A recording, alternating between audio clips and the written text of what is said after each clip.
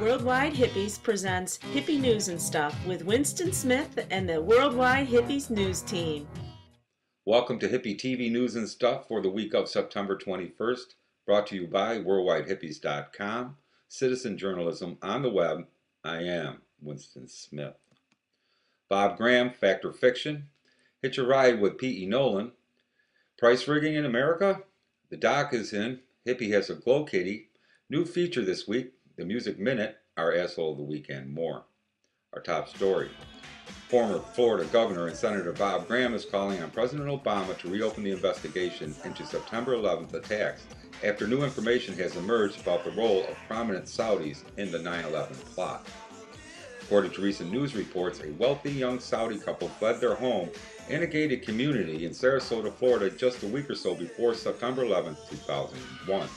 Leaving behind 3 cars and nearly all of their possessions. The FBI was tipped off about the couple but never passed the information on to the 9/11 Commission investigating the attacks, even though phone records showed the couple had ties to Mohammed Atta and at least 10 other Al-Qaeda suspects. Graham had previously tried to get the information out in a book that he had wrote in 2004, but it was redacted and censored by the U.S. government. Now he has just written a novel called Keys to the Kingdom, which follows a fictitious former senator, co-chair of a 9/11 congressional inquiry, who was murdered near his Florida home after he uncovers international conspiracy linking the Saudi kingdom to Osama bin Laden and Al-Qaeda. So please, go to Democracy Now!'s website for Amy Goodman's interview with Mr. Graham about what he calls the most important thing about 9/11 to surface in the last 7 or 8 years. And if you're ever at a George W. Bush or Dick Cheney book signing, be sure to mention it to him. And here is PE Nolan. You hitching somewhere this week, Trish? Hey, Winston. In the Hitchhiker's Guide to the Galaxy, Doug Adams uses the phrase, first against the wall. He says, curiously enough, an edition of the Encyclopedia Galactica that had the good fortune to fall through a time warp from 1,000 years in the future defined the marketing division of the Sirius Cybernetics Corporation as a bunch of mindless jerks who were first against the wall when the revolution came. Now, literature is art, not real life. If this were real life and we got to exercise our democratic powers to decide who were the first against the wall, I nominate Dick Cheney, Anthony Scalia, and Clarence Thomas. They are the most despicable kind of activists. Art and activism can intersect, however. I first learned about that idea from Dennis Traynor Jr. of No Cure for That, and Lee Camp, a comedian in New York City who was, or might have been, involved in, when those people hang a sticker that said, I am a teabagger's wallet over David Koch's name on Lincoln Center. Anyway. Dennis and Lee will be performing in a benefit this week for the occupation of Freedom Plaza on October 6th. It's in the East Village on Thursday, September 21st. I'm totally going, and see you next week, Winston. Thanks, Trish. Have you been to a Cheney book signing yet? Consumer alert. Documents and previously classified reports have shown that the 2008 gas shortage that led to consumers paying at least $1.60 more a gallon for gas, an increase still being paid at the pumps this year, show that banksters and Wall Street thugs were behind a scheme to manipulate the market. Reports at the time from industry analysts and experts, corporate media, and of all, the U.S. government, attributed the prices to increases in demand and oil shortages. They were lying. There was no shortage. It is now a fact that by manipulating market prices for goods in the U.S. is how corporations will be still making money off the population even as their incomes are dropping. Price a loaf of bread lately? Now, with some manna from the high desert of New Mexico, here's the doc.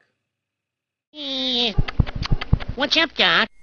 Hola, Bugs. I'm sure glad you asked. Hey, hippies. Peace out. Thank you, Winston. Topic today is empire, the U.S. empire in decline and fall. Empires spend themselves into ruin to preserve the appearances of their power, even as the shell grows thinner and the weight grows greater. We're witnessing it now in the collapse of the middle class at home and the endless, brutal futility of our wars abroad. The thing is that in events of this nature and stature, collapses and stuff, somebody's got to take the blame. It's Johnson's war or Carter's recession, so forth. We got to give it a name. As we speak, the GOP are trying to arrange it so that that name is Obama. The Dems and that uppity Negro are going to get the blame, both for the domestic collapse of our civil liberties, such as they are, as well as for the increasing impotence of the U.S. military might abroad. Our imperial aspirations have always been close to the surface. Even during the Revolutionary War, the Continental Army tried to invade and conquer Canada in 1775, led by Benedict Arnold, as a matter of fact. Wasn't that close? Most economists predict that China will surpass the U.S. in both GNP and GDP sometime in 2015 or 16. That will be a sea change, because when that happens, we become number 2 irreversibly. And that's going to be that, except for the folks who got fat thinking that they deserve to be number 1. They're sure going to be disappointed. Assigning blame, of course, will be crucial, and that's why I think Obama's seat is safe until 2016. The owners, I'm pretty sure, don't want anybody as president who, being the face of failure and the name associated with it, reminds the people of them. Then, after Obama's securely claimed all the blame, the GOP will have a campaign platform for the rest of the century, or at least as long as the white majority holds, something like Restore America. And we'll start hearing pretty soon, if it hasn't already happened, about the stab in the back, and without which we'd still be number 1. Think about it, hippies. See you at the beach. Thanks, Doc. Your unlimited supply of wisdom is only surpassed by your great inventory of groovy hats. Speaking of groovy, straight from our Worldwide Hippie Prison Outreach Center, here is Blind Dog Falk with the Music Minute.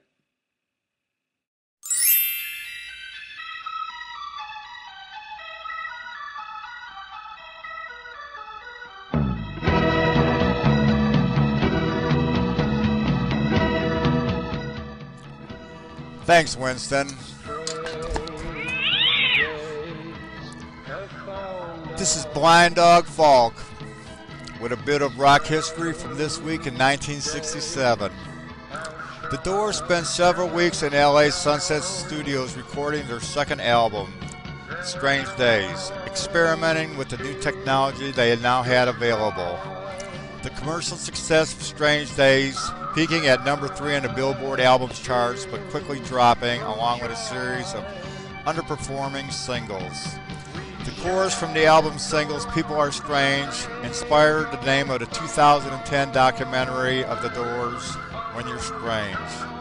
Strange Days was the first Doors album recorded with studio musician on bass, and this continued on the rest of their studio albums. Manzarek explained that his keyboard bass was well suited for live situations, but it lacked the articulation needed for studio recordings.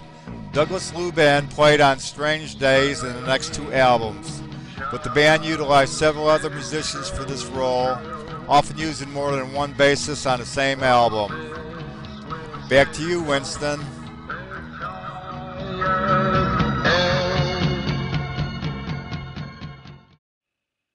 Thanks, Blind Dog. But can you keep the liquids off the keyboards, man? Now is something slightly relevant from Hippie Woman.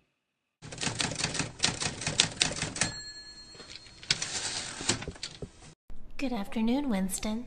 Talk about Super Kitty. Cats were injected with an antiviral gene from a rhesus macaque monkey that helps them resist feline AIDS. They were also injected with a gene that produces the fluorescent protein GFP as a means of marking and identifying, making them glow in the dark. Special factors from the genes of the rhesus macaque monkey are able to fight HIV and FIV. While further testing is needed, these glow-in-the-dark cats would not only make awesome pets, they would provide a huge breakthrough in protecting humans from HIV in the future.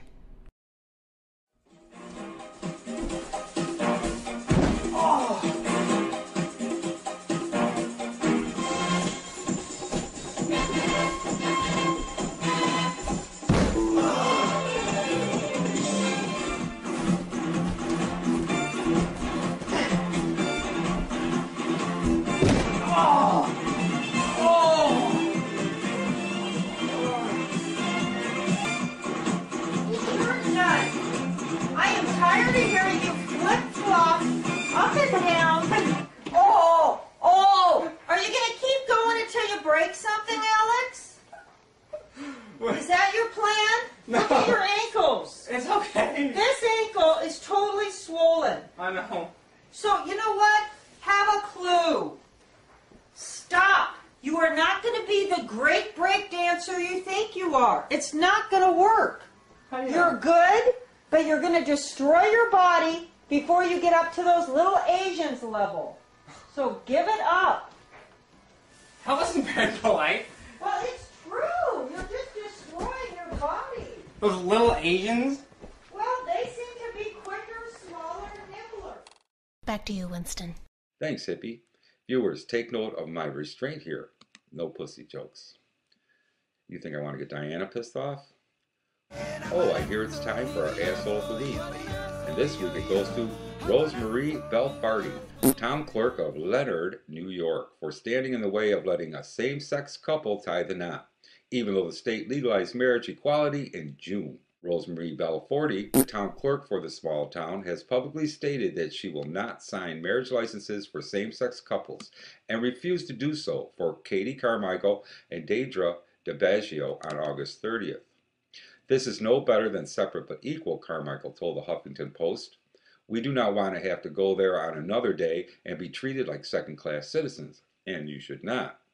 Belfardi, the publicly elected scummy official responsible for issuing marriage licenses, refused to issue one herself and told the couple to take an appointment with a deputy town clerk. There is a problem here. There is no deputy town clerk. New York State sent out news forms this summer that changed wording on marriage licenses to gender-neutral terms, for example, switching groom or bride to spouse. Belfardi told an affiliate of the conservative group Focus on the Family that she thinks there's a hidden agenda behind the forms. We know what a bride is, we know what a groom is, but if we choose to be a spouse, does that even limit marriage to a human being? Belfardi said. New York state government doesn't allow for any exceptions to following the new marriage law, period. Public officials can't pick and choose the laws they want to follow, Michael Keenan, president of People for the American Way Foundation, said in a statement. If a public official simply decides to shirk the obligations of her office, then she should resign and be replaced by somebody who will do the job and carry out the state law. But the town's government is behind Belfardi, saying it cannot force her to issue licenses. Bullshit. Belfardi has cited her religion as reasons to prevent her from issuing marriage licenses to same-sex couples. Her religion doesn't stop her, though, from sucking a good wage off of the tits of government that is funded by taxpayers, gay ones included.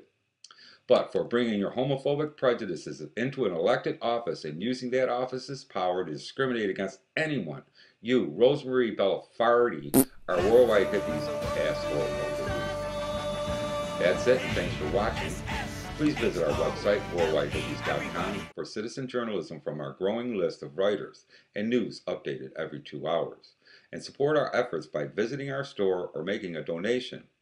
If you're short on cash, you can show your support by commenting and sharing our articles and videos with your friends, knowing that you are helping to keep up the howl for peace and justice. And you will see us here